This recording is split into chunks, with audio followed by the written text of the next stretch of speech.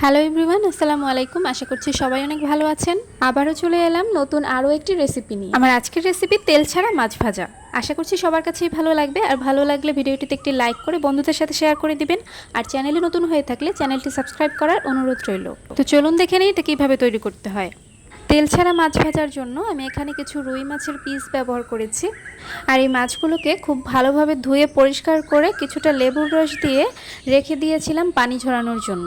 প্রায় 20 থেকে 25 মিনিট পরে যখন পানিটা পুরোপুরি ঝরে গিয়েছে, তখন এর মধ্যে কিছু মশলা আমি অ্যাড করে নিচ্ছি ভাজার জন্য। প্রথমেই দিয়ে দিচ্ছি পরিমাণ মতো হলুদ গুঁড়ো।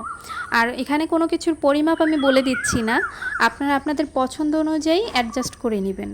এরপরে দিয়ে দিচ্ছি মরিচ গুঁড়া, জিরার গুঁড়া এবং সেই সাথে কিছুটা আদা রসুনের পেস্টও ব্যবহার করছি। হয়তো খেয়াল করেছেন আমি কিন্তু এখানে কোনো লবণ ব্যবহার করিনি। লবণটা আমরা একদম শেষ পর্যায়ে ব্যবহার করব। এখন সবগুলো উপকরণ একসাথে মিক্স করে রেস্টে রেখে দিতে হবে 15 থেকে 20 মিনিটের জন্য। প্রায় 15-20 মিনিট পরে আমি এখানে পরিমাণ মতো লবণ দিয়ে দিচ্ছি। এবার মাছের সাথে লবণটা খুব ভালোভাবে মিক্স করে নিয়ে এগুলো ভাজতে চলে যাচ্ছি। ভাজার জন্য আমি এখানে ননস্টিকের একটা ফ্রাই প্যান নিয়েছি। আর এর মধ্যে দিয়ে দিচ্ছি 1 থেকে 2 ফোঁটা সরিষার তেল। আমি কিন্তু মাছ ভাজার জন্য কোনো তেল ব্যবহার করব না। এই যে 2 ফোঁটা তেল ব্যবহার করলাম, এটা সম্পূর্ণ ফ্রাই প্যানে ছড়িয়ে দিচ্ছি এবং মুছে নিচ্ছি। এতে করে মাছটা প্যানের সাথে আটকে থাকবে না এবং খুব সহজেই উল্টানো যাবে। এবার আমি ফ্রাই প্যানটাকে 5 মিনিট মিডিয়াম আঁচে রেখে খুব ভালোভাবে গরম করে নিচ্ছি। এই কাজটা কিন্তু খুবই জরুরি।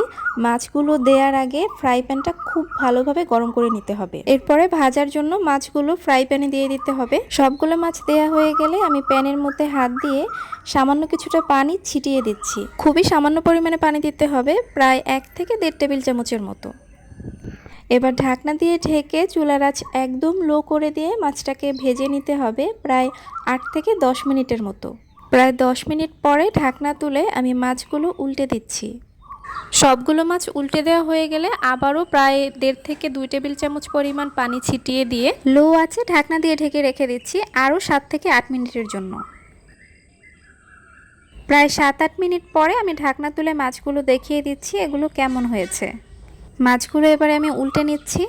এখানে কিন্তু একটি মাছও আমার ভেঙে যায়নি।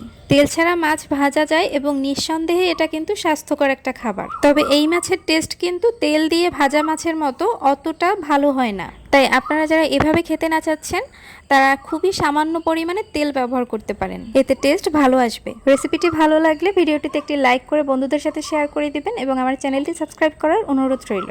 আগামী রেসিপি দেখার আমন্ত্রণ জানিয়ে বিদায় নিচ্ছি। আল্লাহ হাফেজ।